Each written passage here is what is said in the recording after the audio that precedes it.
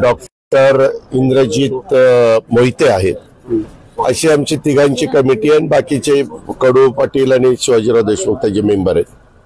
त्याच्यामध्ये साधारण आम्ही जी काही गुंतवणूक करत असतो, इथं जे रक्कम आहेत त्याच्याबद्दलची चर्चा होती. ती मिटिंग झाली आणि ती मिटिंग झाल्यानंतर आम्ही अनेक जण VSIचे नियामक मंडळामध्ये सदस्य आहोत. तर आज एक महत्वाचा विषय होता, तो म्हणजे तुम्हाला सगळ्यांना माहिती आहे की जगामध्ये AI ला अनन्य साधारण महत्व प्राप्त झालेलं आहे आणि त्याच्या संदर्भामध्ये आता आर्टिफिशियल इंटेलिजन्सच्या संदर्भात ज्याला कृत्रिम बुद्धिमत्ता आपण म्हणतो त्याबद्दल एक कमिटी होती. त्या कमिटीचे जयंत पाटील साहेब आहेत त्या कमिटीत, इतर पण आहेत. तर त्यांनी काही मीटिंग घेतलेल्या होत्या मधल्या काळात. तुम्हाला सगळ्यांना माहिती आहे की राज्यालाही माहिती आहे की अर्थसंकल्पामध्ये मी त्या संदर्भामध्ये बजेट पेश करत असताना AIचा वापर आता कृषीचं उत्पादन वाढवण्याच्या करता आपल्याला करावंच लागणार आहे आणि म्हणून 500 कोटी रुपयाची तरतूद आपण त्याच्यामध्ये केलेली आहे. तर त्यांचं काय म्हणणं होतं ते जाणून घेण्याच्या करता प्रत्येकाच्या काही सूचना असतात. ज्यावेळेस एखादी कमिटी अभ्यास करते त्यावेळेस त्यांच्या काही सूचना असतात आणि त्या माहिती देण्याचा प्रयत्न म्हणजे ते करत होते. कारण 10ला मीटिंग होती, मध्ये थोडे 15-20 मिनिटं होते. तरी त्याच्यातनं एक वेगळ्या बातम्या पसरवण्याच्या मला काही बाहेर फोन आले की दादा अशा काही बातम्या येत आहेत, वस्तुस्थिती काय. म्हणलं काही नाही, नेहमीप्रमाणे आम्ही VSIचे घटक असल्यामुळं जनरल बॉडीला इथं मी येत असतो, नियामक मंडळाला मी तिथं येत असतो. काही कमिटीला मला येता येतं, काही कमिटीला काम असेल. आता अधिवेशन असतं आज तर मी येऊ शकलो नसतो, परंतु आता मी इथलं तुमचं काम उरकून मी बारामतीला निघालं. उद्या मी नांदेडला चाललोय. त्या हायकोर्टाने ऑर्डर केली FRPच्या संदर्भामध्ये आता एक रकमी द्यावी लागेल. राज्य सरकारचा अध्यादेश रद्द केला हायकोर्टाने.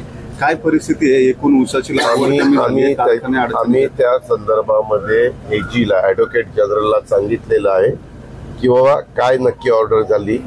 कारण ऑर्डर झाली याच्याबद्दल बातम्या आल्या, परंतु शेवटी फायनल ऑर्डर काय त्या ठिकाणी झाली त्याची माहिती AG आम्हाला देतील आणि ती माहिती घेतल्यानंतर इंडस्ट्रीचं काय म्हणणं आहे.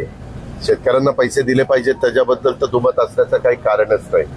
परंतु काही कारखाने सांगतात की बाबा आम्ही साखर तयार करतो, त्या साखरेचं आम्हाला विक्री वर्षभर करावी लागते आणि पैसे आम्हाला तेवढे मिळत नाही त्याच्यातनं विक्री केल्याशिवाय, आणि मग कुठून आम्ही पैसे द्यायचे असं काहींचं म्हणणं आहे.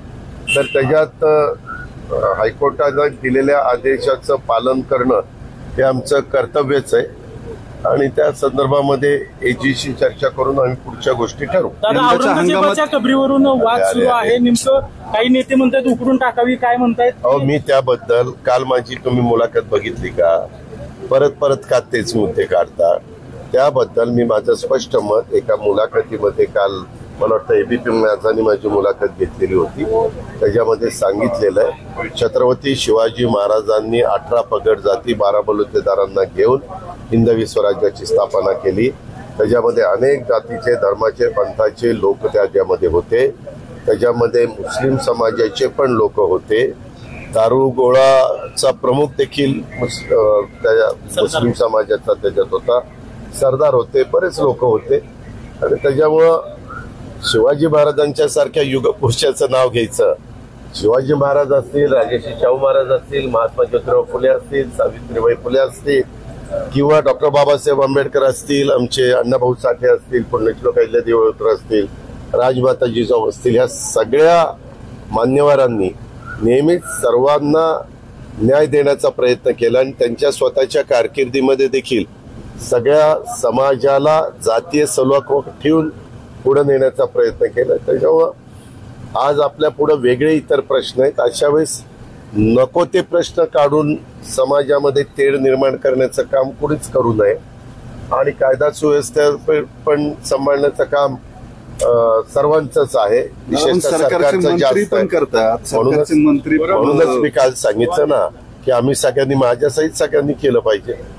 आता माझ्या मंत्र्यांनी केलं तर मी माझ्या मंत्र्यांना सांगितलं इतर मंत्र्यांनी केलं तर आम्ही देवेंद्रजींच्या किंवा एकनाथरावजींच्या कानावर घालतो. दादा, बीड प्रकरणावर लक्ष हटवण्यासाठी अशा प्रकारची विधानं केली जात आहेत असं विरोधक म्हणतात, त्यावर तुम्हाला काय म्हणायचंय? याच्यावर त्याला काही अर्थ नाही. बीडच्या बद्दल SIT नेमलेली आहे, बीडच्या बद्दल CID नेमलेली आहे, बीडच्या बद्दल न्यायालयीन चौकशी त्या ठिकाणी आपण करतोय. अशा सगळ्या चौकशा चाललेल्या आहेत आणि त्या संदर्भामध्ये पुढची जे काही कार्यवाही आहे ती त्या ठिकाणी सुरू झाली. यंदाच्या हंगामात कारखानदारांसमोर काय अडचणी असतील, काय चर्चा झाली आहे तुमची? लागवड कमी झाली? नाही. ह्या कारखानदाराच्या संदर्भात आजचा जास्त विषय करून AIचाच होता. कृत्रिम बुद्धिमत्तेचा वापर करून काय गोष्टी करून कसं यील्ड वाढवता येईल, कसं कुठली व्हरायटी लावता येईल, पाण्याची कशी बचत करता येईल, खताची कशी बचत करता येईल आणि ह्या सगळ्या बचतीतनं टनेज पण कसं वाढेल. कारण त्यांनी जे काही प्रायोगिक तत्वावर पायलट बेसवर जे काही प्लॉट घेतले त्याच्यामध्ये टनेज वाढलंय असं निदर्शनास आलेलं आहे. असं निदर्शनास आलेलं आहे आणि त्याच्यामुळं हे आता पुढं सर्व दूरपर्यंत पोचवायचं आहे. ते काही फक्त आपण ऊसापुरतं नाही, ऊसालाही आपण करतोय, फळबागांनाही करतोय, सोयाबीन असेल, कापूस असेल, जे काही महत्वाची पिकं आहेत आपल्या राज्यामधली त्या पिकांना ह्या AIचा वापर करणं आज काळाची गरज आहे आणि म्हणून त्या बाबी कृषी खात्याने पण मनावर घेतल्यात, सरकारने पण मनावर घेतल्या. छत्रपती शिवाजी महाराजांबद्दल महाविकास आघाडीचं सरकार होतं त्यावेळेस कुटुंब त्या संदर्भामध्ये मी बातम्याच वाचतो. मला काही एवढी सगळी माहिती नाही. मी कालपर्यंत माझ्या अर्थसंकल्पीय उत्तरामध्ये, अधिवेशनामध्ये डिमांड्स पूर्ण करण्यामध्ये, विनियोजन बिल करण्यामध्ये ह्याच्यात मी बिझी होतो. आणि हे ज्या काही गोष्टी चालतात आता तुम्ही मीडियावाले काय करतात, हा काय सकाळी 9 वाजता अमुक असं म्हणलं त्याच्याबद्दल तुमचं काय म्हणणं, तो 2 वाजता असं म्हणलं त्याच्याबद्दल काय म्हणणं. माझं म्हणणं एवढंच आहे, बातम्या देत असताना वस्तुस्थितीला धरून आम्ही लोकांनी बोललं पाहिजे आणि बातमी देणाऱ्यांनी पण त्यांना अधिकार आहे, त्यांनी पण वस्तुस्थितीला धरूनच बातमी त्या ठिकाणी दिली पाहिजे. कुणाच्या तरी ते आज पण बोललेत 9 वाजता. चौकशी झाली पाहिजे.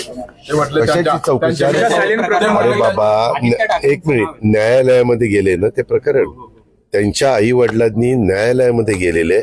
आपण ज्यावेळेस एखाद्या व्यक्तीला देशातल्या वाटतं की आपल्याला कुठं न्याय मिळाला नाही तर तो संविधानाच्या माध्यमातनं, कायदा, घटना, नियम ह्याच्या माध्यमातून न्यायालयामध्ये जाऊ शकतो. न्यायालयात ते गेलेले आहेत, आता न्यायालय त्याच्याबद्दलचा काय तो निर्णय घेईल.